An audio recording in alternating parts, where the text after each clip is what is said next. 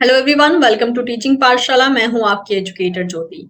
आज इस वीडियो में हम इनवाइट करने वाले हैं एक बहुत ही स्पेशल गेस्ट को, जिन्होंने इस बार के सीएसआई नेट 2023 में, जो कि दिसंबर एंड जून का मर्ज एग्जाम माना जाता है, तो जून 2023 में इन्होंने all India ranking second share किया है। आज हम इनसे इनकी स्ट्रैटेजी के बारे में जानेंगे। So everyone, let's welcome Surabhi Mukherjee. Everyone, welcome to teaching Pathshala. आज हम आपके सामने इंट्रोड्यूस करने वाले हैं एक ऐसे गेस्ट को जिन्होंने फिलहाल ही के सीएसआई नेट जून 2023 में ऑल इंडिया रैंकिंग 2 शेयर किया है। So everyone, let's welcome Surabhi. Surabhi, मैं चाहूंगी कि आप अपने दोस्तों को अपने बारे में बताएं कि आप कहाँ से आती हैं, एज वेल एज आपकी क्वालिफिकेशंस क्या क्या हैं। Hi, I'm Shurabhi Mukherjee. I'm from Kolkata. Currently, I'm a PhD student at IISER Bhopal. I've done my BSc and MSc from Calcutta University in zoology. So that's my whole background. Okay, तो सुरभि, सबसे पहले मैं Calcutta university, मैंने आपके मुंह से ये नाम सुना, ठीक है। मेरे दिमाग में, क्योंकि मैंने भी अपना ग्रेजुएशन पोस्ट ग्रेजुएशन कोलकाता से किया है, तो एक चीज जो मुझे सुनने में आती है वो ये कि कैलकटा यूनिवर्सिटी में मार्क्स पुल अप करना इज वेरी टफ। मतलब the student of Calcutta university, अगर उनके मार्क्स 60% हैं, तो that is equivalent to 80% of some other university, right. सही तो अपना सुना। एक्सपीरियंस जरा इस बारे में मेरे साथ शेयर कीजिए। No, ma'am, it's very true. The marking system in CU is very strict. So you do have to work very hard to actually secure more than 60%. So I was from an affiliate college of CU in MSc. So the marking system is a bit stricter for affiliate colleges as well, rather than the main campus. So it took quite a bit of effort to like secure like good marks, or what we so-called calls good marks. So when we see the highest marks in Calcutta University, it's like nowhere even near equivalent of other universities' average marks. So it's very like hard to explain when you go out of Calcutta to like explain people so why are our marks so low and everything. So it's very hard to, I would say it's very hard to like score good marks in Calcutta so University. If I talk about the effect, like आपको बहुत कुछ करना पड़ता है एक minimum marks को लेने में, तो whether as a individual basis, if I talk about the level of knowledge, तो इज इट अ गुड और a bad form? See, ma'am, the level of knowledge I would say it's good, but there's also a darker side to it because some people they know like exactly where to study and they study that part only, and they don't apply their brain, which like causes an issue later on. So the knowledge that we gain is fine, but I think the mark should also like follow up the knowledge that we gain so that at least we can compete on a national level because our marks, like if I say for like an average, so the marks of an average student in zoology would range from around 6.5 to 7.5. Even 7.5, I'm being very generous about that. Like is around 7 you can pull if you study like really hard. Above 7.5 you have to like give good, like really really really good efforts. And if you get 8 you are a genuine topper in CU. So that's what the marking scheme follows generally. Yes, Like it's not the same for all department, but it's there for our department. Actually That इस चीज से मुझे एक story याद आ रही है। When I was in lab, I was working on a kind of a project in my MSc last year. So my mentor had just mentioned one story that he was in a foreign country for some kind of work. I think he was doing his post doc, I guess. तो उन्होंने वहां बताया कि जो बच्चे apply करते हैं ना फॉरेन यूनिवर्सिटीज में पीएचडी वगैरह के लिए, तो they always mention the marks that what kind of number they have obtain in their master. तो उन्होंने कहा कि वहां पे एक बच्चे का सीयू से पेपर था, मतलब सीयू का मार्क्स था, and that person was literally scoring 70% marks, right? But the criteria of that foreign university was they were picking the marks around 85, 80. So it's our mentor impossible. was saying कि I know that उस 70% marks को लाने में उस student ने कितना knowledge इकट्ठा किया होगा, but I can't explain that university कि pick that student on a knowledge basis, क्योंकि उसके पास बहुत नॉलेज है तभी वो यहाँ तक मार्क्स लेकर आया है। एंड ओवर दैट किसी और यूनिवर्सिटी का 85% मार्क्स वाला स्टूडेंट पिक किया जा रहा था, 80% वाला पिक किया जा रहा था, and that CU student got rejected from there कि उसके मार्क्स जो है 70 is very low marks compare to all the other form जो कि आए हैं। So that This is is a very Sure, ma'am. Even like in some internships at IIT, they require like marks above 85%. So we can't even dream of getting a CGPA of exactly. 85%. That's like unattainable for us. We don't even think about that. So that doors like closed for like in a lot of aspects, the doors are closed for us. So it's very hard to explain when you get out of Calcutta that this is the marking system that our university follows, because nobody, because even in the mark sheet there's nowhere written the highest marks. If it's written, then they can at least like make an idea, okay, so this is what you are getting in your university. So it's very difficult to explain like yes in fact मतलब why we इसी are point getting में such जैसे low. कि या जैसे मैं पढ़ी हूँ यहाँ से कोलकाता से पढ़ी हूँ तो आई हैव आइडिया कि ऐसा कुछ मैंने देखा है सुना है but outside Kolkata no one is interested कि क्यों इतने मार्क्स आपके मतलब कम आए और कम मार्क्स क्या डिनोट करते हैं या 70% किस रेंज में आना इज लाइक एक्चुअल में उसका मीनिंग क्या है तो यस ये वाला तो इशू है that is why I I was asking कि यस आपने अभी तक क्या एक्सपीरियंस किया क्या इससे कुछ लॉस हुआ है आपको या फिर हाँ मैम, काफी काफी लॉस हुआ है. Like I could not even apply for internships at some places. Even like when I was applying to like for PhDs, I was like I'm like क्या बोलते हैं इसको, I'm happy and very lucky that I have secured above 7 in my CGPA. But if it was like, matlab, some people I know they're very intelligent, but they have not gotten a 7. So they could not like apply to a lot of places, including IISER Bhopal, because I think the minimum CGPA is 7. And I think I am the lowest marks here in this, in here. Okay So, okay so एक कहते हैं ना exam को clear करने का एक pressure अलग और ये वाली चीज को एक आई थिंक फेस करने का प्रेशर अलग so in that matter I think I am lucky because I was applying for CU actually for my masters and BSc unfortunately I didn't got selected in that no, I no, think ma'am, you're that very lucky. unfortunate thing is fortunate for me right now because अगर वैसा condition होता तो I mean brilliant से brilliant student वहां पे जब 60 score करना उसके लिए मुश्किल होता है तो ऑफ कोर्स मेरे लिए तो और भी ज्यादा मुश्किल होता एनीवे जैसा भी Even है in first या year, like I was in the IIT Kharagpur had a like CGPA of 6.5 minimum requirement. I was like very tense. Will I even get a 6.5? Can I even apply to this institute? I was very scared at that point. So I'm lucky that I have secured above 7, but it's not the case for everyone. That I will say.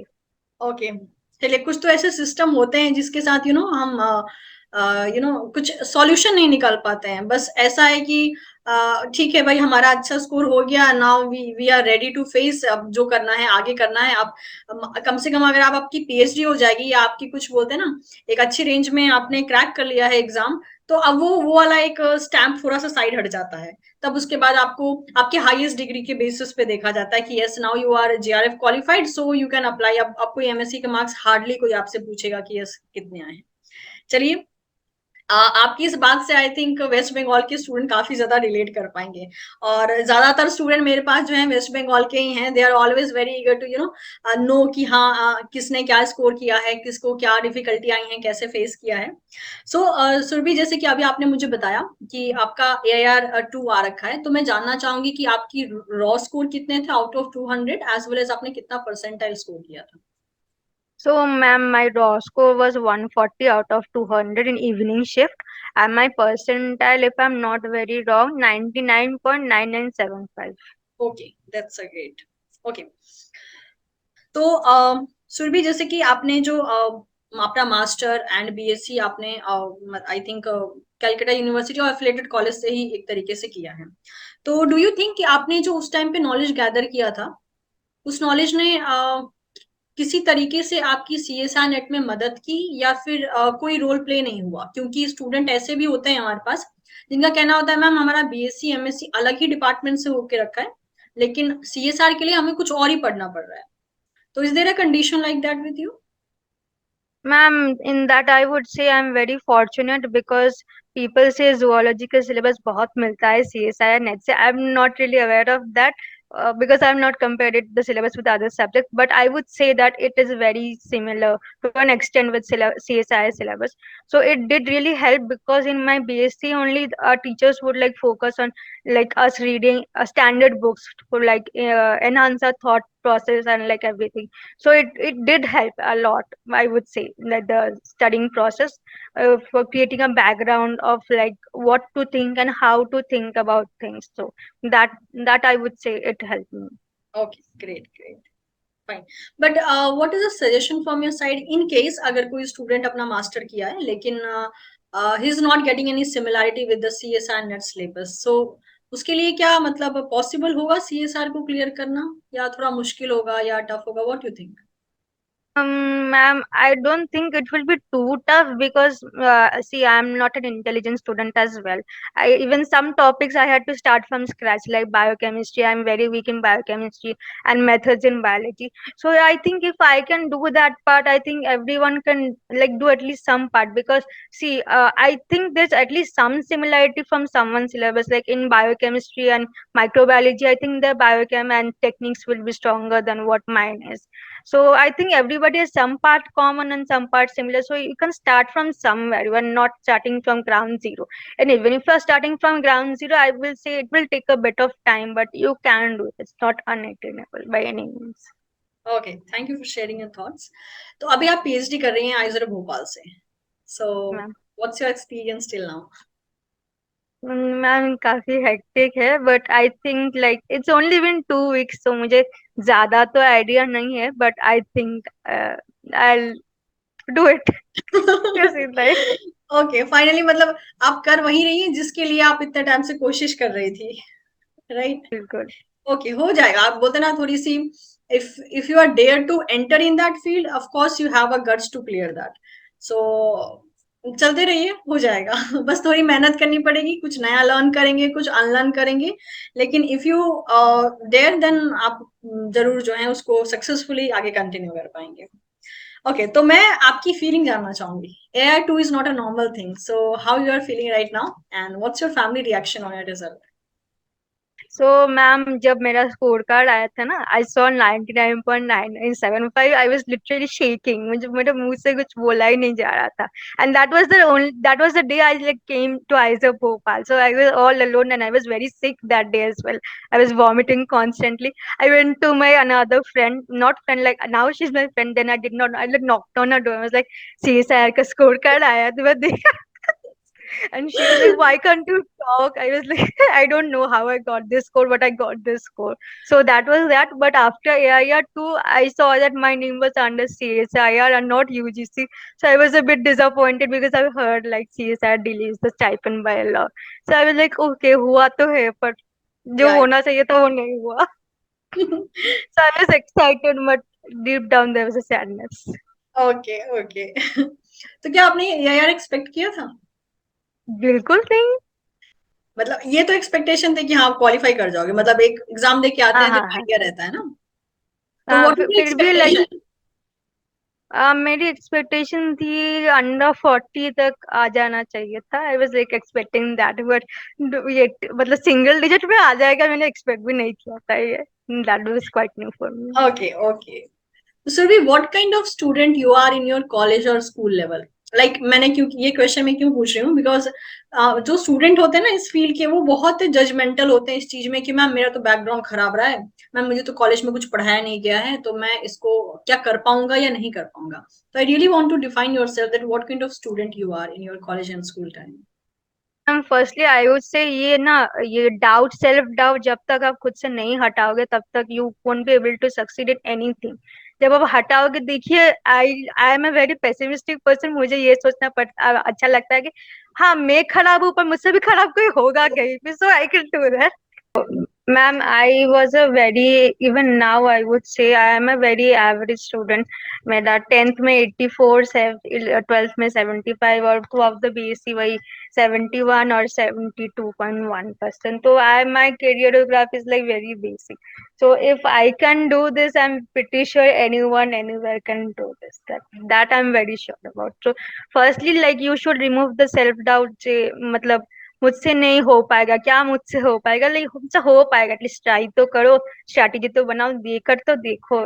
So many of people are cracking. If they can crack, why can't you crack it? Like you need to devise something but you can do this. Like be very positive about. That's what I would say. So Surabhi, जैसे कि आपने इतनी सारी बातें share की, मैं जानना चाहूंगी कि अगर एक इंसान इस एग्जाम को क्रैक करना चाहता है, तो बीइंग अ एस्पिरेंट एक मतलब एस्पिरेंट का एटीट्यूड क्या होना चाहिए टुवर्ड दिस एग्जाम, ताकि वो एक अपने सक्सेस को थोड़ा सा मैक्सिमाइज कर सके। मैम मैं तो ये कहूँगी कि you should be very very consistent about your studies, क्योंकि अगर आप like if you are like me and you forget things very easily, you should be more focused on revising. If you are someone who takes time in understanding things, then you should like focus and divert your time to like making sure that you understood those things and understood those things properly, because कभी कभी होता है कि हमें लगता है कि हमें ये सही समझा है, but we like understood the things wrong, and that stays in our mind for a while, and then we have to reuse that and like understand it whole again. So make sure whatever you're understanding it correctly, and दिमाग में वही जा रहा है, तो मैं वही बोलूंगी कि like make sure like you need to very honest with yourself कि तुम्हारा weakness क्या है, because अगर if you are not honest with yourself, you will never understand what you actually need to improve. So you need to understand what your weaknesses are and devise the plan accordingly. मतलब मैंने जो बोला मेरा memory का weakness है, so I devise my plan accordingly. So you need to be very vigilant about what you need to do and what you should not do. That's what I would say. Okay okay, great. तो सुरभि, आपने जैसे कहा consistent रहना बहुत जरूरी है। So like, if you want to be consistent in your work, so what should be your strategy for that, और what strategy you have used for yourself? So if you want, ma'am, even I had a problem with consistency, but like I had like an app in my phone where I used to set my alarms. अगर मतलब every 2 hours it would remind me go and study, go and study, go and study. You need to study this part to this part, this part to this part, because I get distracted very easily. So you have to find out some loophole in your system only to like make yourself, मतलब to focus yourself to study. So I had a big whiteboard and I used to write there every time I used to walk. Like जब भी मुझे कुछ याद आता था, मतलब हाँ आते जाते ये पाथवे याद आ गया, let me right it down, ये याद आ गया, let me right it down. अगर कुछ भूल रही हूँ उसमें तो वो ब्लैंक छोड़ के मैं सोचती थी बहुत देर तक कि क्यों नहीं याद आ रहा, because I should be remembering this, और क्या ये नहीं याद आ रहा।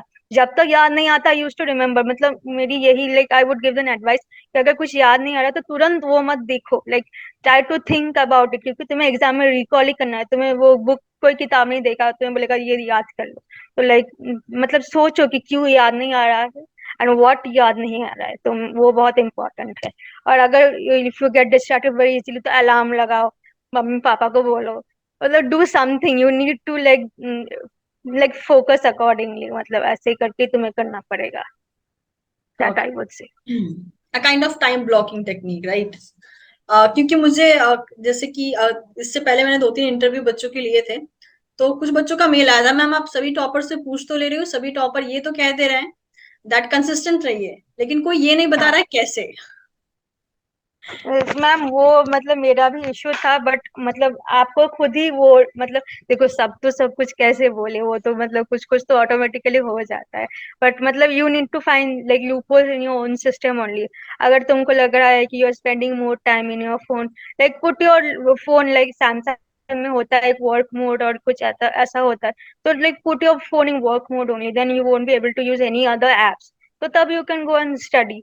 So if the phone is bothering you, use a laptop. If a laptop is bothering you, use printed notes. Like you have to find something to like avoid yourself from getting distracted. तो मैं वही like you वे खुद का अपना अपना होना चाहिए, मैं वही बोलूँ, क्योंकि अगर जब जब तक खुद से नहीं आएगा ना तब तक यू वोंट बी सीरियस। मैं बोल दूंगी कोई और बोल देगा, बट खुद से ये आनी चाहिए कि मुझे ये करना है, तभी वो हो पाएगा, वरना नहीं हो पाएगा। एग्जैक्टली। तो सुरभि, जैसे कि आप अभी फिलहाल में रिसर्च कर रही हैं, so what is your interest area? Ma'am, my broad area of interest was like cell biology. To be very honest, when I wanted to apply, I was not even sure कि मतलब मेरा interest क्या है। मुझे just पता था कि like I wanted to work on something which is not related to immunology. That I was sure कि मुझे immuno में काम नहीं करना है। The rest I was okay with. पर फिर like I had to like narrow down SOP लिखने के टाइम पे मुझे ये अच्छा लगता है, इसमें मैं बोल नहीं सकती हूँ, इसमें मेरा strong point नहीं है। Then I narrowed it down to like cell biology and cell signaling. So now I'm currently like as far as the project that has been given to me, I'm working on heat shock proteins, so in cell and neurodegeneration. So that's what I'm doing okay. right now. तो immunology से इतनी दुश्मनी क्यों? मुझे एकदम पसंद नहीं है। ओके। अच्छा, वास्ट मैं है इसके पढ़ती लिए। हूँ और भूल जाती हूँ। बोलिए। मैं पढ़ती हूँ और भूल जाती हूँ। वो मतलब थोड़ी सी प्रॉब्लम है वो। वो ज्यादा प्रॉब्लम है, सभी के साथ वही होता है कि मैम समझ में आ जाता है, आप एक एक बार बता दो कोई समझ में आ जाएगा, लेकिन हाँ, उसको सामान इजी तो है पर हाँ, हाँ। बहुत सारा फैक्ट है, थोड़ा नहीं बहुत सारा है। एनीवेज। और एक प्रॉब्लम हुआ था जब बीएससी में पढ़ रही थी हम लोग इम्यूनोलॉजी। तब जो टीचर थे वो पहले दिन आके बोल गए, सी इम्यूनोलॉजी इज वेरी टफ। मुझे खुद ही समझ में ज्यादा नहीं आता है, तो उस ही दिन से मन में एक प्री कंसीव नोशन बैठ गई थी, ये मुझसे नहीं हो पाएगा, तो मैंने कभी ध्यान ही नहीं दिया उसमें कुछ ज्यादा। Okay okay. So that was an issue as well. Fine. तो Surabhi, what was your paper attempting strategy during the exam? So ma'am, what I did the mistake in last time कि मैंने बड़े क्वेश्चंस देख लिए, मुझे पता था कि बड़े क्वेश्चंस आते, पर that when you like sit for an examination जब आते तब लाइक फियर फैक्टर वर्क्स, मतलब तब वर्क करता है। So the next time when I did it, I मैंने क्या किया, मैंने प्रीवियस ईयर के जो क्वेश्चन थे मैंने वो मतलब वो क्या बोलते हैं लाइक एग्जाम का टाइमर देके मैंने उसको एग्जाम में दिया। 8 to 12, और जो जो भी टाइम रहता है एग्जाम का, दोपहर का एक शिफ्ट में देती थी और सुबह का, मतलब वीक में 3 बार ऐसे ऐसे देती थी। So I devise the plan that firstly मैं पार्ट सी से 20 करूंगी, पार्ट बी से 15 करूंगी और पार्ट ए से 8 करूंगी। ये इससे मेरा 120 मार्क्स, अराउंड 120 मार्क्स हो जा रहे हैं, तो आई एम सिक्योरिटी, मेरा तो हो गया ये part. Then I go for the second round, जब मैं बाकी जो गिने चुने क्वेश्चंस लाइक मुझे लगता है कि I should sift through the question and find the best questions to attempt, मैंने वो किया। मैंने एग्जाम में भी वही किया।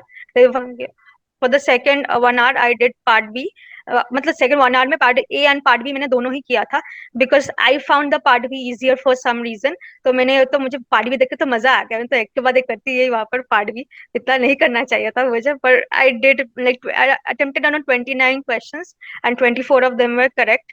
और लाइक शायद 24, अभी मैं श्योर नहीं हूँ, but around 24 of them were correct.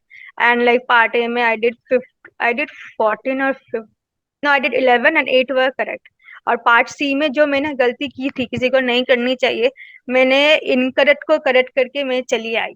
वो like I I I regret that like decision so much. और मुझे ना ये लगता है लोग डाइवर्सिटी को स्किप करते हैं, but diversity is such an easy unit ना। अगर आप क्वेश्चन में एक अगर पकड़ लो ना कि ये गलत मतलब हिंट है, तो पूरा क्वेश्चन सॉल्व हो जाता है। तो आई वुड सजेस्ट एवरीवन, अगर डाइवर्सिटी का एक पार्ट पढ़ लो, मतलब चारों के चारों पार्ट नहीं पढ़ना, इधर सजेस्ट जुअलॉजी पार्ट और द बॉटनी पार्ट और समथिंग, क्योंकि अगर आपने एक पकड़ लिया ना, एक पूरा क्वेश्चन वहीं से सॉल्व हो जाता है। सो डू टारगेट डाइवर्सिटी का कुछ पढ़ के तो पूरा छोड़ के मत जाओ, ये मैं एडवाइस दूंगी। तो मतलब मे बी आपने जुअलॉजी वाला पोर्शन अटेम्प्ट किया होगा डाइवर्सिटी में। मैंने बॉटनी का भी पढ़ के गई थी, तो दोनों से ही किया था मैंने। Okay okay. उसमें थोड़ा सा क्या है ना, थोड़ा सा मेमोराइजिंग वाला फैक्ट ज्यादा है, and it is quite boring, मतलब आपका इंटरेस्ट नहीं जगा पाएगा वो। So that is the main issue कि बच्चों के लिए वो थोड़ा सा ना टॉलरेट करना मुश्किल हो जाता है कि समझ में जल्दी आना नहीं है, बोरिंग भी लगना है और रटना भी है, तीनों ही टफ काम हो जाते हैं। So over that they choose other unit जो कि समझ में आ सकता है।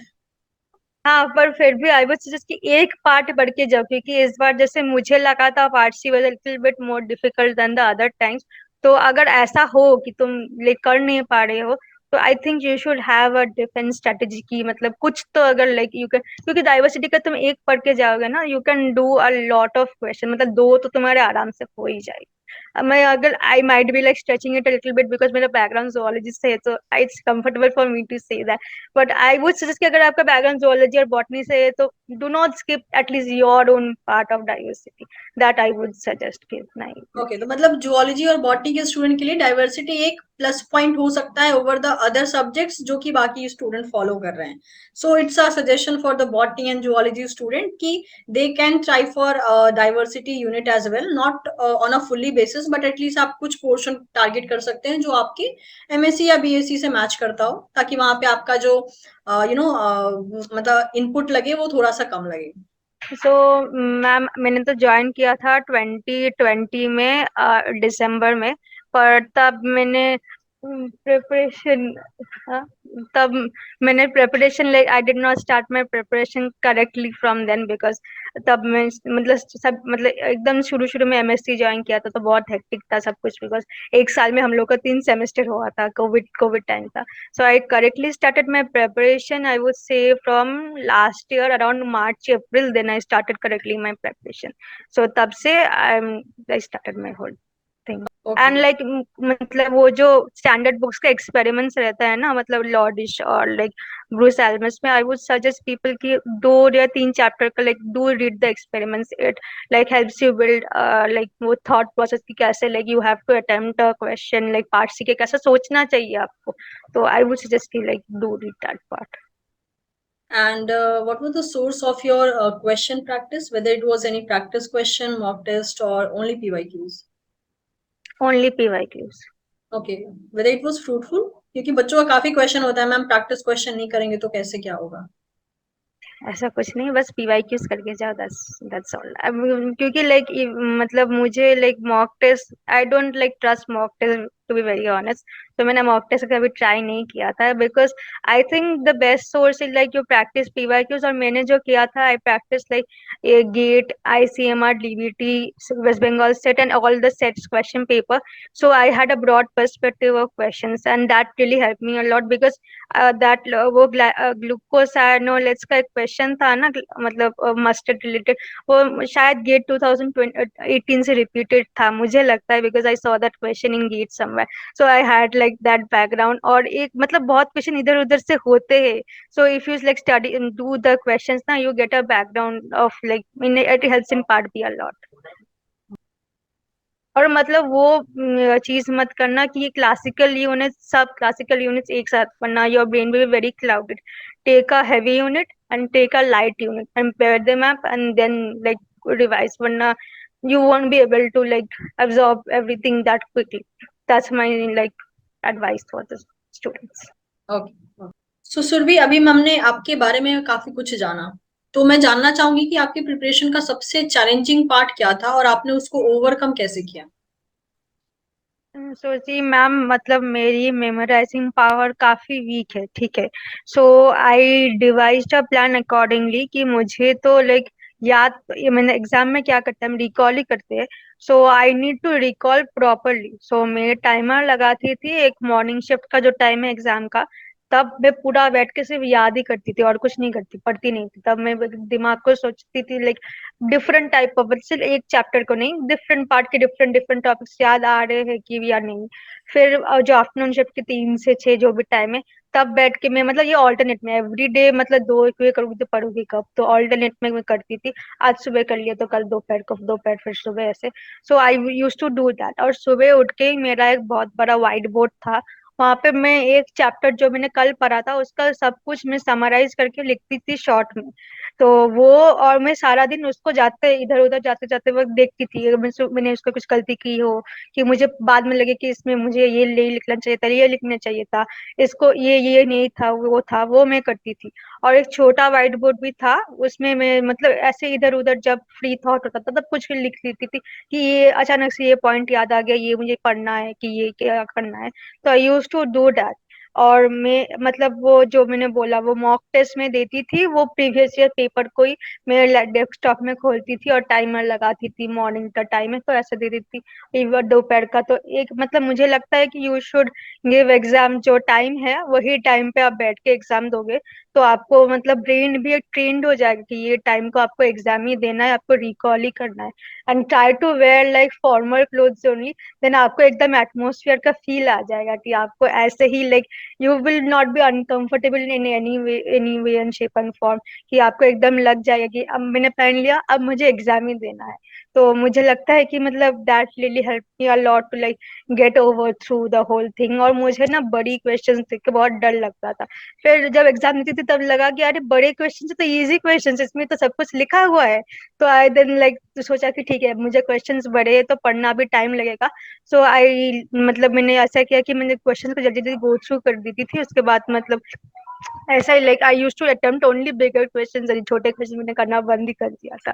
तो मतलब ऐसे ही like I you have to make sure like तुम्हारा कौन सा स्ट्रॉन्ग सूट है।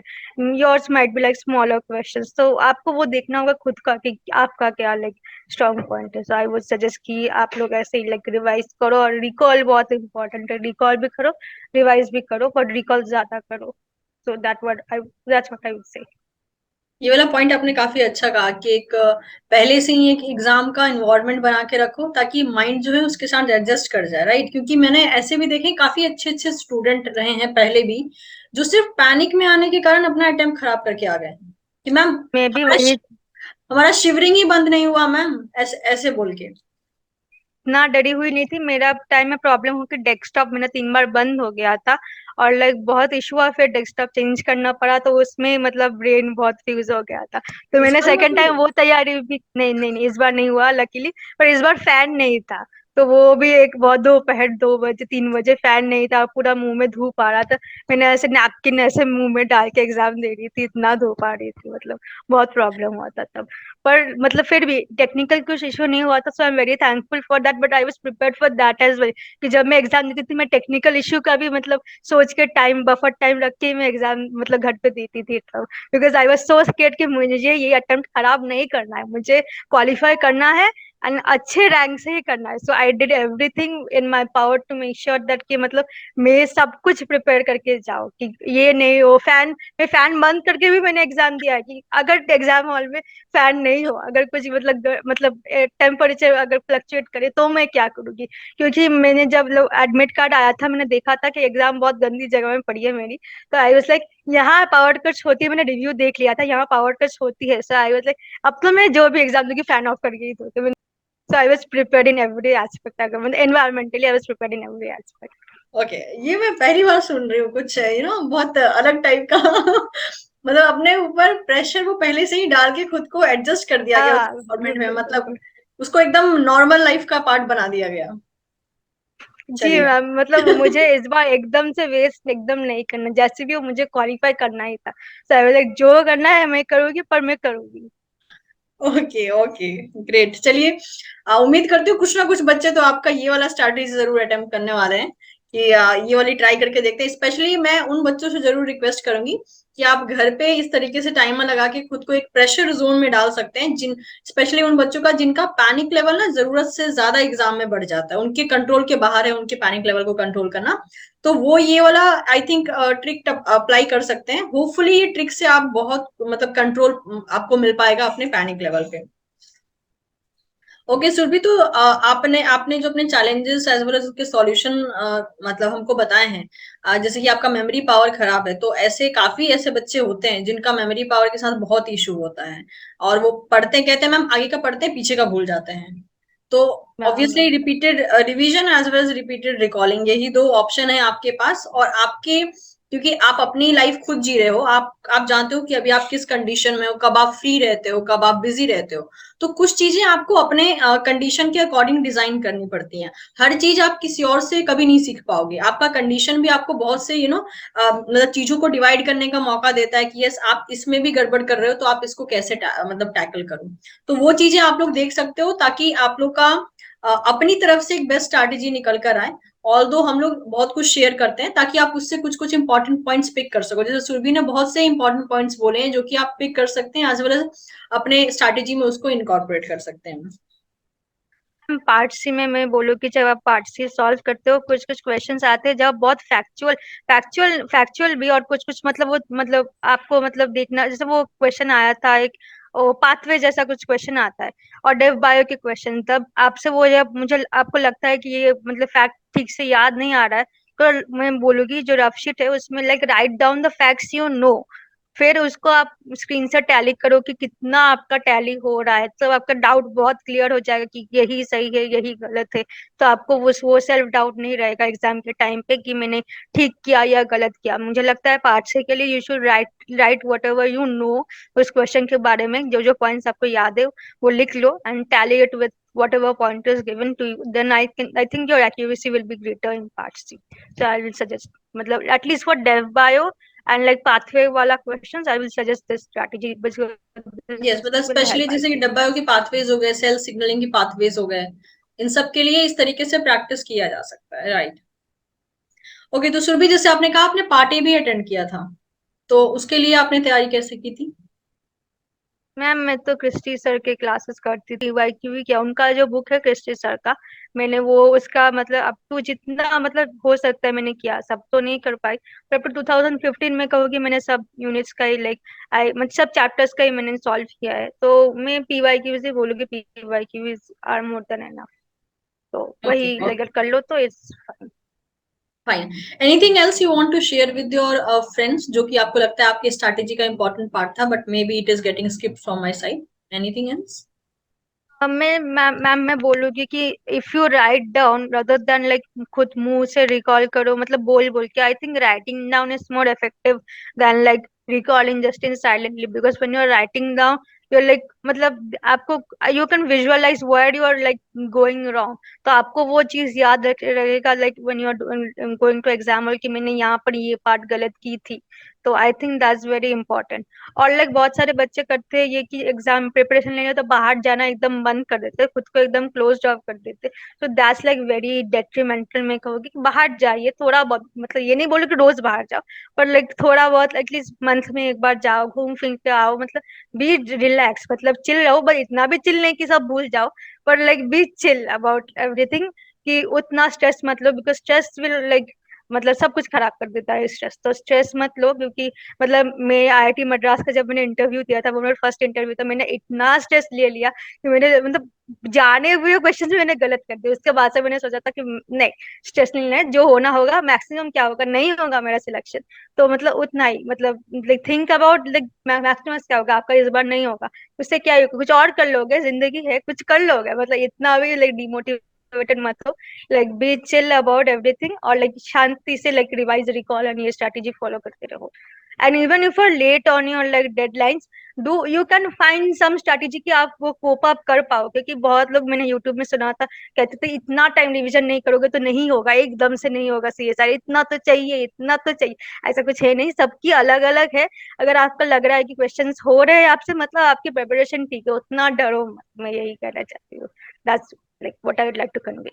एग्जैक्टली, जैसे कहते हैं ना, बच्चों को लगता है कि टॉपर्स ने ये स्ट्रैटेजी कर ली है मतलब हमें भी करनी पड़ेगी, बट यहाँ पे हर एक इंडिविजुअल डिफरेंट है। हाँ किसी के लिए दो बिल्कुल. टाइम, 2 या 3 टाइम भी रिवीजन इनफ होता है, किसी के लिए 10 टाइम भी रिवीजन इनफ नहीं होता है, तो इट्स टोटली डिपेंड कि आपका गेनिंग पावर कितना है, मेमोराइजिंग पावर कितना है, कितना स्ट्रैटेजिकली आप इसको मैनेज कर रहे हो, रिवाइज कर रहे हो, कैसे आप डील कर रहे हो, कैसे टैकल कर रहे हो। मल्टीपल फैक्टर वहां पे इन्वॉल्व होते हैं, तो ब्लाइंडली किसी स्ट्रैटेजी में मत जाइए। आपको लगता है कि yes this thing is going to work for me, तो वो चीजें आप पिक कीजिए, उसको फिर आप अपने स्ट्रैटेजी में इनकॉर्पोरेट कीजिए, क्योंकि इतने मल्टीपल लोगों की आप बातें सुन रहे हो, सबने अच्छे अच्छे रैंकिंग लिए हैं, सबने अच्छी स्कोरिंग की है, लेकिन उन सभी की बातों में से आप कुछ बातों को अपने लिए पिक कर सकते हो, कुछ बातों को as a positive influencing power आप सुन सकते हो। तो इन सब चीजों को इस तरीके से करके you can just improve your performance. No one is saying कि आपको ब्लाइंडली किसी को फॉलो करना है कि यस टॉपर ने कह दिया कि मैम मैंने पूरे नोट्स रिटर्न फॉर्म में बनाए थे तो आपको भी रिटर्न फॉर्म में बनाने हैं, नहीं। हाँ मैम, वो मैंने देखा था, सब बोलते थे कि बिना नोट्स का तो होगा ही नहीं, मैंने तो कुछ नोट्स ही नहीं बनाए थे, क्योंकि मेरा मतलब जब भी इन्हें नोट्स बनाती थी मुझे लगता था अगर अगर इसी इससे कुछ आगे बनता तो ये नोट्स में नहीं लिखा, तो मैं प्रेफर करती थी बड़ी नोट्स से, मतलब जो नोट्स मुझे प्रोवाइड किए जाते वही से पढ़ने का, और हुआ भी वही, क्योंकि आपके नोट्स में जो फाइन पॉइंट्स थे, एक्वापोरिंग्स मतलब बैक्टीरिया में प्रेजेंट है, तो वो मतलब वही आए थे, बहुत फाइन प्रिंट्स, मतलब सब कुछ आए थे, तो मैं तो नोट्स मतलब शॉर्ट नोट्स नहीं बनाऊंगी और क्या चीज, सो वो मुझसे होता भी नहीं, मैंने बनाया भी नहीं. और लाइक जो आपने बोला मैं वही सजेस्ट करूँ कि ब्लाइंडली किसी की स्ट्रैटेजी फॉलो मत करो, लाइक जैसे मैंने किया था, मतलब पहली बार जब एग्जाम दी तो सब में बोला था कि ये पढ़ना ही पड़ेगा, तो मैंने देखा कि that's not working for me, मेरे लिए तो मैंने डिवाइस किया कि मतलब मैं तीनों को 3 भाग में डिवाइड करूंगी, पहले भाग में मैंने रखूंगी जो मैंने सबसे मतलब जो जिसका सब कुछ पढ़ा, सेकंड बार में जिसको ऑलमोस्ट सब कुछ, और थर्ड में जिसको ऑलमोस्ट कुछ नहीं पढ़ा मैंने, तो मैंने वही अप्लाई किया। So like you can find some strategy that will work for you as well.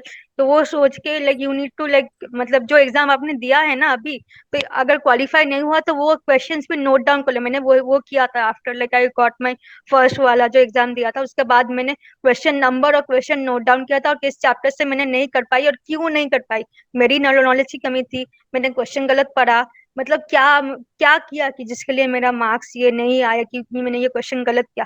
तो आपको वो एनालाइज करना पड़ेगा कि आपने क्या गलती की थी लास्ट टाइम, ताकि आप वो रिपीट ना कर पाओ, क्योंकि आपके पास आंसर की है, क्वेश्चन है, रिस्पॉन्स शीट है। So you, I think you should at least go through it and find out कि आपने क्या गलती की है। अगर आपने गलती अगर फाइंड आउट नहीं किया ना, वो आप सुधर नहीं पाओगे। तो ये बहुत बड़ा इशू बन जाता है कि लोग मतलब देखते नहीं, खड़ा हुआ मुझे नहीं देखना है, क्या देखिए क्या करूँ, अरे देखना है, because you need to find out आपने क्यों गलती की, वो तो नहीं होना चाहिए था ना। सो आई वुड सजेस्ट कि मतलब go back and look at why you made that error. तो मैं वही एक बार एडवाइस करना चाहूंगी। ओके, वही मतलब अपने लूप होल्स आपको देखने पड़ेंगे, because you are the one जो एग्जाम में गया था, जिसने अटेम्प्ट किया, जो जानता है कि मेरे से कहाँ गलती हुई। सेकंड या थर्ड पर्सन आपको कैसे बता सकता है, because that person is not knowing कि आपका ब्रेन कैसे काम किया और क्यों आते हुए क्वेश्चन आपने गलत किए। तो दीज आर द पॉइंट्स जो कि आपको खुद एनालाइज करने होते हैं, तभी जाकर आप सेल्फ इंप्रूवमेंट कर पाते हो। तो सुरभि, मैं जानना चाहूंगी आपने कौन कौन सी यूनिट्स को टारगेट किया था अपने सी एस एन एट के लिए, और कितने यूनिट्स मैम आगे की? मैंने सब पढ़े थे, पर सबकी डिफरेंट लेवल में मैंने पढ़ी थी।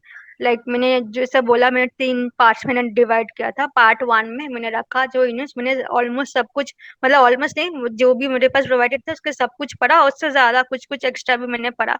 उसमें यूनिट 2, 3, 4, 5, 6, 10, 11 थे। ठीक है। और उसके बाद सेकेंड पार्ट में जिसमें मैंने रखा यूनिट 1, मतलब बायोकेमिस्ट्री एंड जेनेटिक्स, जिसका ऑलमोस्ट सब कुछ पढ़ा था, पर क्योंकि जेनेटिक्स में कुछ कुछ सम उसमें मैं वीक थी, इसलिए मैंने उसको ज्यादा उतना हाई प्रायोरिटी में नहीं रखी थी मैंने, क्योंकि गलती होती थी मुझसे। सो और लास्ट में मैंने रखी थी unit 12 and 13 and unit 7 animal physiology, क्योंकि एनिमल फिजियोलॉजी मुझे उतना अच्छा नहीं लगता, क्योंकि बहुत कुछ पढ़ना पड़ता है। और like compare to plant physiology, मुझे लगता है जितना पढ़े उतना आउटपुट आपको नहीं मिलता है मतलब उस यूनिट में। तो मैंने उसको थोड़ा सा कम मतलब बहुत कम सिग्निफिकेंस में पढ़ी थी, पर उससे क्वेश्चन अटेम्प्ट करना भी मुझे लाइक मैंने एकदम उसको बैक में रखा था। और यूनिट 12 एंड 13, क्योंकि यूनिट 12 एंड 13 मेरा उतना स्ट्रांग नहीं है, उसका मैंने कुछ कुछ पढ़ा था, सब नहीं पढ़ के गई थी। पर लाइक मैंने आई स्टडीड सम पार्ट एकदम, मुझे ना वो अच्छा नहीं लगता कि मैं कोई यूनिट एकदम ना पढ़ के जाऊँ। यूनिट 9 को मैंने वो सेकंड कैटेगरी में रखी थी, क्योंकि I read some part of unit 9, मतलब जितना वीरेंद्र सर ने पढ़ाया था, जितना मेरा बीएससी और एमएससी जितना बैकग्राउंड था, तो मैंने ऐसे ही like I like divided my units. तो सुरभि, कोई ऐसा लास्ट मैसेज जो आप अपने दोस्तों को देना चाहती हैं, जो व्यूअर्स आपको देख रहे हैं, being a CS and its parent? तो मैम मैं वही कहूंगी कि like be consistent with your studies, and उसके ज्यादा भी इम्पोर्टेंट है कि like you remain stress free. जब भी आप स्ट्रेस लोगे ना, your brain will stop working like optimally. तो आपको तो वो चाहिए, वरना आप तो एग्जाम में गड़बड़ कर दोगे। एग्जाम में स्ट्रेस होगा, क्वेश्चन देख के आपको कभी कभी लगेगा कि ये मुझसे जो जितना हो रहा है उतना ऑप्टिमल नहीं हो पा रहा, पर लाइक बी कूल। अगर आपका भी खराब हो रहा है, आपने तो स्टैंडर्ड प्रिपरेशन ली है, अगर आपका खराब हो रहा है तो और 5 बच्चों का भी खराब हो रहा है, उसका उसके बारे में उतना मत सोचो। Like give your exam and come out, उसके बाद का बाद में देखा जाएगा। और अभी तो आप सही करो, उसके बाद तो like you will think about कि कितना जाएगा कट ऑफ, कितना क्या होगा। So don't stress about it like a bit too much, और be honest with your self. मैं वही कहूंगी, अगर आप लाइक अपने डेडलाइन से काफी पीछे रह गए हो, तो then also be honest with your self कि मेरे इतना लाइक इतना गैप है, आई नीड टू लाइक, मतलब ठीक करना है, मुझे रिकूपरेट करना है, कि ये मुझे फिर से like I need to get back on schedule and everything. So like be very honest with yourself, that is very important, that's the most important thing I would say. Okay, तो Surabhi, thank you so much हमें join करने के लिए, and thank you so much for sharing your views. मैं उम्मीद करती हूँ कि जो भी स्टूडेंट, जो भी आपके फ्रेंड्स ने आपको देखा है, उनको मैक्सिमम से मैक्सिमम बेनिफिट मिलेगा। वो इस सेशन से ज्यादा नहीं तो कुछ चीजें तो अपने स्ट्रैटेजी के लिए जरूर लेकर जाएंगे। And I wish you all the very best for your future. And जो आप हासिल करना चाहती हैं, आई विल प्रे दैट वो आप जरूर हासिल कर पाए अपनी मेहनत के दम पे। And I congratulate you and your family once again. Thank you, ma'am. Okay, thank you so much for joining us and teaching Pathshala.